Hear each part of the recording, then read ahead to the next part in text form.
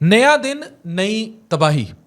یہ بات صرف ڈیجیٹل طوائف گیری کی حد تک محدود نہیں ہے، اس میں کہانیاں بہت بڑھ کر ہیں. میں آپ کو جو آج باتیں بتانے جا رہا ہوں یا کچھ سٹوریز جو شیئر کرنے جا رہا ہوں، یہ آپ کے رونگٹے کھڑے کر دیں گی. ایک کریکٹر ہے ثنا کے نام سے.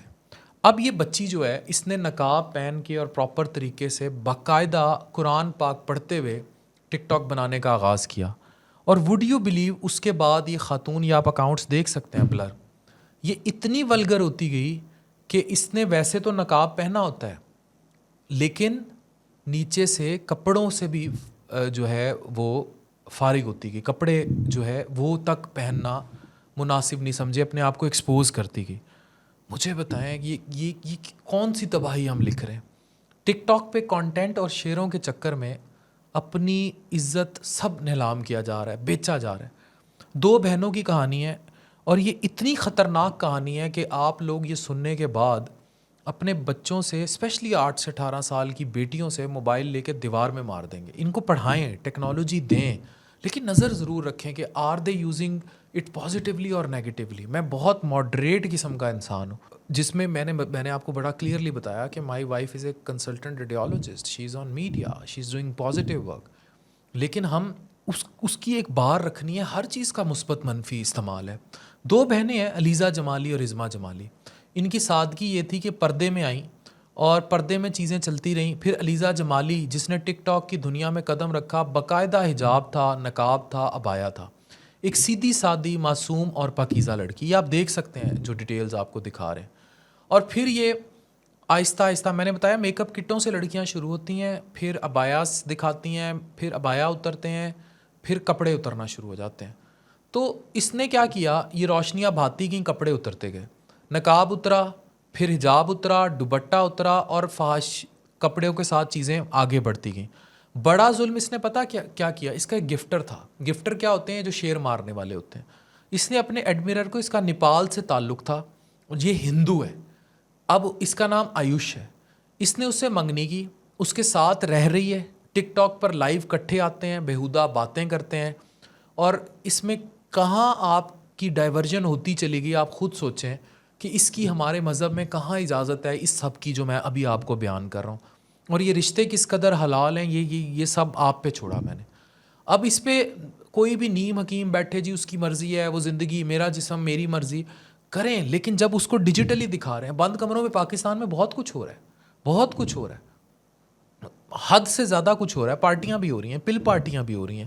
لیکن جب یہ چیز عام کر دی جاتی ہے پبلک، ایون جمالی بہنوں کے کیس میں، یا ابھی جو ثنا کا میں کیس مزید تفصیل سے بتاؤں گا، تو اس میں گھر گھر میں لوگ خراب ہوتے ہیں. تو یہ دیکھیں کہ یہ تباہی پھر کتنی بڑھتی جا رہی ہے. اب یہ کہاں ہے کہ یہ سب کچھ ہوتا جائے. اچھا، اب جو اس کی دوسری بہن ہے عظمیٰ جمالی، اس نے جب یہ دیکھا کہ تو وائرل ہو رہی ہے، ویوز حاصل ہو رہے ہیں، شیئر مل رہے ہیں، تو اس نے بھی اسی راستے کو صحیح سمجھا. اس نے بھی اپنے گفٹر کے ساتھ ٹک ٹاک لائیو پر کھلی کھلی بے حیا باتیں کرنی شروع کر دی. اب یہ نٹر ٹائپ کے کریکٹرز تھے جو اس طرح کی چیزیں شروع ہوئیں، پھر بھولا ریکارڈ ٹائپ کے کریکٹرز، یہ فحاشی. اور اس کو کوئی ادارہ پاکستان میں اس طرح نہیں کنٹرول کر پا رہا، نہ ہی ان چیزوں کو روکا جا رہا ہے. یہ بڑھتا جا رہا ہے، اور یہ جتنا بڑھتا جائے گا اس سے چیزیں خراب ہوتی جائیں گی. اب نیکسٹ اسٹیپ کیا ہے، آخری حد کیا ہے؟ سیدھا سادہ ایمان کا سودا ہے. کس کی خاطر؟ پیسوں کی خاطر، وائرل ہونے کی خاطر. اور یہ وائرلٹی کیا ہے؟ بدنام نہ ہوں گے تو نام نہ ہوگا. اور یہ محبتیں کیسی ہیں؟ مطلب ایک گفٹر ہے، وہ آپ کو مارتا ہے گفٹس، اور پھر آپ اس کے، یہ تو پھر وہی ٹپیکل مناہل ملک اور ایس کے ٹائپ کے کیس ہیں. اور میں پھر کہتا ہوں، حرام حلال کی کوئی تمیز نہیں رہی. اللہ سے زیادہ محبت بھی آپ سے کوئی کر سکتا ہے. یہ تیسری لڑکی کا قصہ جو ان دو بہنوں سے بھی زیادہ خطرناک ہے، ثنا شاہ. شروع میں پردہ، دوپٹہ، چہرہ کور، قرآن پاک کی تلاوت، اسلام کی باتیں، اور پھر آہستہ آہستہ یہ کہ اوپر وہ ہے، نیچے سے ٹوٹل ننگ دھڑنگ. اور یہ اب ان ساری چیزوں کو یہ آپ دیکھ سکتے ہیں، ہم بلر کر کے دکھا رہے ہیں، we can not show it like this way. لیکن اگر اب اس غلاظتوں کو دیکھ رہی ہے آپ کی بیٹی بیٹھی ہوئی، یا آپ کے فالوورز دیکھ رہے ہیں، تو آپ، میں کہتا ہوں اللہ کی طرف جاؤ، نماز کی طرف جاؤ، اپنے نفس کو قابو کرو. مرد کا نفس ہے عورت کا حسن جسم، مرد کا ٹھڑک بھی ہے.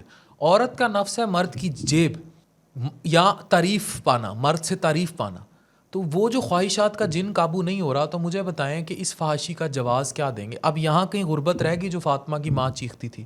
یہاں تو غربت کی بات نہیں رہ گئی. ابھی میں ای سرگودا کے ایک ایونٹ میں گیا, ایسی بہنیں بیٹیاں نقاب کرنے والی پر فری لانسرز پیسہ بھی بنا رہی, فیملی کی عزت بھی بچا کر بیٹھی ہوئی ہیں, اور الٹریسی سے نکل کر سکلز کی طرف بھی آ گئی ہیں.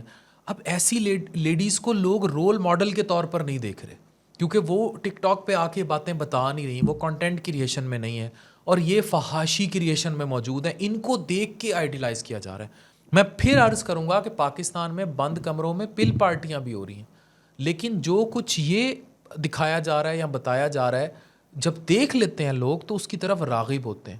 جب راغب ہوں گے تو گناہ کی طرف چلیں گے, اور یہ سب چیزیں حرام کی طرف لے جائیں گی. اور جب اس میں پیسہ انوالو ہوگا اور چیزیں بہت زیادہ کمپلیکس ہو جائیں گی, تو یہ ڈیجیٹل طوائف گیری, ڈیجیٹل بازار کے ساتھ یہ سب معاشرے کو کھا جائے گا.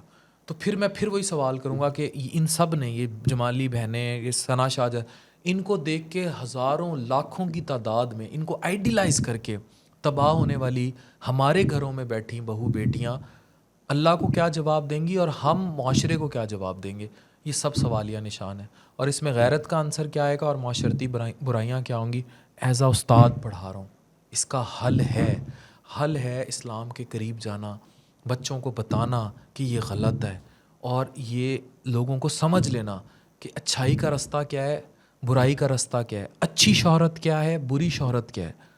اسٹیج پر ننگا ڈانس کرنے والی خاتون جو کپڑے اتاری جا رہی ہوتی ہے, اس کے گرد کروڑوں مکوڑے ہوتے ہیں, پر وہ شہرت نہیں ہے, وہ طوائف گیری ہے. یہ فرق بچوں کو سمجھانا ہے, ڈیجیٹل طوائف گیری کیا ہے, یہ ننگ پن ہے. Thank you very much.